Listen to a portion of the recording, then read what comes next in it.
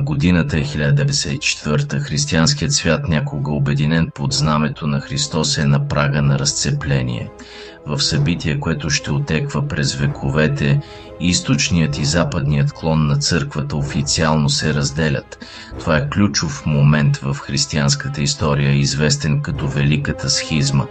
Този драматичен разрив, който завършва с взаимни отлъчвания между Рим и Константинопол, е резултат от векове напрежение, богословски спорове и политически борби. Великата схизма има дълбоки и трайни последици за християнството. Тя довежда до появата на два отделни клона – Римокатолическата църква на запад и Източно-православната църква на изток, всеки със свои собствени вярвания, ритуали и ръководство.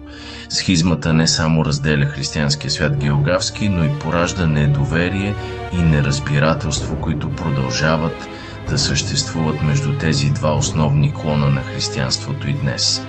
Да разберем Великата схизма е много важно, за да разгадаем сложната християнска история и проблемите на диалога между църквите в наши дни.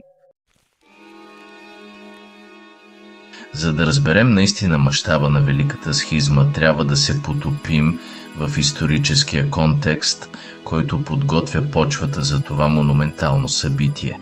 Семената на разделението са посети още много преди съдбоносната 1054 година, като постепенно пускат корени в политическите, културните и богословските различия между източната и западната част на Римската империя. Разделянето на Римската империя на западна и източна половина през 395 година с личен Херкулес с Рим и Константинопол като столици имаше дълготрайни последици за християнската църква, докато Западната Римска империя се разпада под натиска на варварските нашествия. Източната Римска империя, известна още като Византийската империя, процъфтява, запазвайки гръцки език и култура и развивайки своя собствена идентичност. Това разделение се задълбочава още повече с възхода на исляма през 7 век, който завладява големи части от Византийската империя, изолирайки още повече изтока от запада. Тези исторически събития заедно с нарастващите богословски и политически различия създават пропаст между източната и западната църква, което в крайна сметка води до събитията от 1054 година. В основата на Великата схизма лежи един сложен богословски спор, известен като спора за Филиоке. Този спор се върти около природата на Светата Троица и произхода на Светия Дух, фундаментална доктрина в християнската вяра. Западната църква с добавка към никейския символ на вярата, наречена клаузата Филиоке, твърди, че Светия Дух произлиза както от Отца, така и от Сина. Филиоке означава и от Сина на латински. Източната църква обаче твърдо отхвърля тази клауза, твърдейки, че тя променя оригиналния никейски символ на вярата и изопачава разбирането за Светата Тройца. Те настояват, че Светия Дух произлиза само от Отца, както е записано в оригиналния символ на вярата, и смятат Филиоке за западна новост, която подкопава авторитета на Вселенските събори. Макар и на пръв поглед да изглежда незначителен, спорът за Филиоке отразява по-дълбоки богословски различия между изток и запад относно природата на Бога, връзката между лицата на Троицата и авторитета на църквата. Този богословски спор се превръща в основна пречка в отношенията между църквите и допринася за разцеплението им. Освен богословските различия, Великата схизма е подхранвана и от борба за власт между папата в Рим и патриарха в Константинопол. Римският епископ, твърдейки, че е пръв сред всички останали епископи, защото е наследник на Свети Петър, постепенно засилва властта си над Западната църква. Източната църква, макар и да признава почетното първенство на папата, настоява за равенство между патриарсите, като Константинополският патриарх се смята за пръв сред равни измежду петте главни патриаршии на древната църква. Този сблъсък на църковни модели, където Рим набляга на върховенството на папата, а Константинопол на съборността и патриаршеската власт, създава голям проблем. Изтокът е недоволен от това, което вижда като опити на папата да се меси в неговите работи и да налага западни обичаи. Западът пък смята съпротивата на изтока срещу папската власт за неподчинение и заплаха за единството на църквата. Тази борба за власт, заедно с богословските спорове и културните различия, създава опасна ситуация, която избухва през 1054 година. Раздел 5. Културни различия. Изтокът и Западът се отдалечават. Нарастващите културни различия между изток и Запад допълнително наливат масло в огъня на разделението. Векове на отделно развитие водят до различни литургични традиции, езици и обичаи. Западната църква приема латински език за свой литургичен език, докато източната църква запазва гръцки и други местни езици. Двата клона развиват и различни литургични практики, художествени стилове и подходи към монашеството. Тези културни различия, макар и сами по себе си непреодолими, допринасят за чувството на отчуждение и неразбиране между изток и запад. Западняците често гледат на източните практики като на странни и дори еретични, докато източните хора виждат западните пътища като чужди и натрапчиви. Това културно разминаване, съчетано с богословски спорове и борби за власт, създава почва за схизма.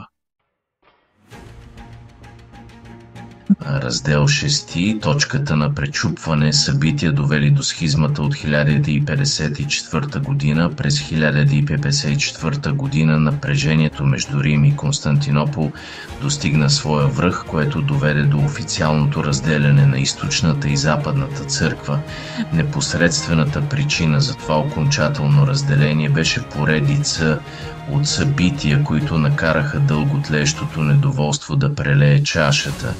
През 1054 година папа Лъв IX изпрати делегация в Константинопол, водена от кардинал Хумберт от Силва Кандида, за да разреши различни църковни спорове, включително използването на безквасен хляб в Евхаристията от Западната църква, практика осъдена от изтока. Делегацията се стремеше да утвърди папската власт над Константинопол, което допълнително изостри напрежението. Преговорите се провалиха с гръм и трясък и на 16 юли 1054 година кардинал Хумберт постави була за отлъчване върху олтара на Света София, отлъчвайки патриарх Михаил Пирасчи Керуларий и неговите последователи. Патриарх Керуларий отвърна с същото, отлъчвайки папските легати. Това взаимно отлъчване, макар първоначално замислено като политическа маневра, се превърна в постоянна схизма, отбелязвайки официалното разделяне на източната и западната църква. Раздел 7. Последиците от схизмата. Великата схизма остави дълбока и трайна следа върху християнския свят. Тя раздели християнството на два отделни клона – Римокатолическата църква на запад и Източно-православната църква на изток. Всеки клон разви свои собствени богословски разбирания, литургични практики и иерархична структура. Разделението имаше и сериозни политически и културни последици. То задълбочи пропастта между изток и запад, водеща до векове на недоверие и конфликти. Например, по време на кръстоносните походи западноевропейски армии ограбиха Константинопол, сърцето на източното християнство, през 1904 година. Това още повече изостри отношенията. Схизмата също така попречи на сътрудничеството между изток и запад пред лицето на общи заплахи, като например възхода на исляма. Раздел 8. Изток и Запад. Различни богословски и литургични традиции. След разделянето, римокатолическата и източно-православната църква поемат по различни богословски и литургични пътеки. Римокатолическата църква с център Рим набляга на властта и непогрешимостта на папата. Развива се иерархия с много нива, подобна на пирамида, и възприема схоластичната теология, един специфичен начин на мислене. Източно-православната църква пък запазва идеята за съборност. Решенията се взимат заедно. Тя отхвърля върховенството на папата и пази своите стари литургични традиции, например Светата литургия на Свети Йоан Златоуст. Източната църква развива и богата мистична традиция, съсредоточена върху обожението, стремежът да станем по-близки до Бога.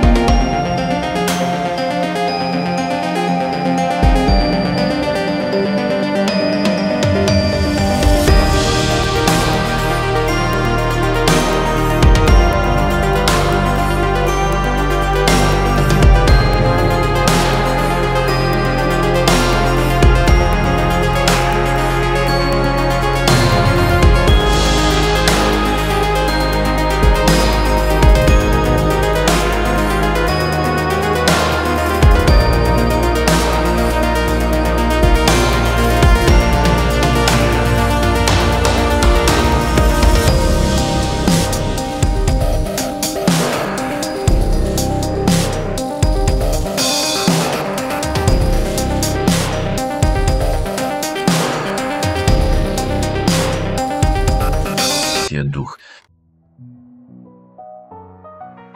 10 част към помирение. Надежда за бъдещето на християнското единство. Въпреки че пред нас стоят големи трудности, пътят към помирение между римокатолическата и източно-православната църква продължава. И двете църкви разбират колко е важно да се излекуват раните от миналото и да се възстанови пълното единение, макар че признават и колко е сложно това. Пътят към единство изисква търпение, разбиране и желание за открит разговор. Той изисква и смирение, като признаем, че никоя църква не знае всичко и че всички християни трябва да се учат един от друг. Тъй като светът е все по-безразличен към религията, нуждата от християнско единство става още по-важна. Великата схизма, която ни показва как разединението може да нарани църквата, ни напомня и че трябва да преодолеем пречките от миналото и да работим за молитвата на Христос да бъдат всички едно, як Йоан 17:21.